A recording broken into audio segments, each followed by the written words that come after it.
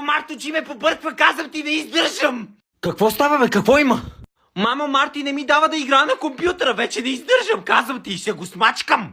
Мартине, ела тука! Какво има, мамо? Ти защо не даваш на Гадина да играе на компютъра, момченце? Не може само той да играе на компютъра, искам и аз. Мама, ма той игра цял ден, искам и аз не съм го питал този лаптоп, бе! Добре, слушайте, за да е най-справедливо ще играете камък, ножица, хартия. Който спечели, той ще играе на компютъра. О, компютъра ще е мой, камък, ножица, хартия. Раз, два, 3, камък. ножица. Спечелих компютъра. Няма да ти го дам. Марти, трябва да дадеш компютъра на брат си, нали? Все пак сме честни хора. Компютъра ще е мой. Мамо, давам ти 100 лева да играя цяла седмица на компютъра.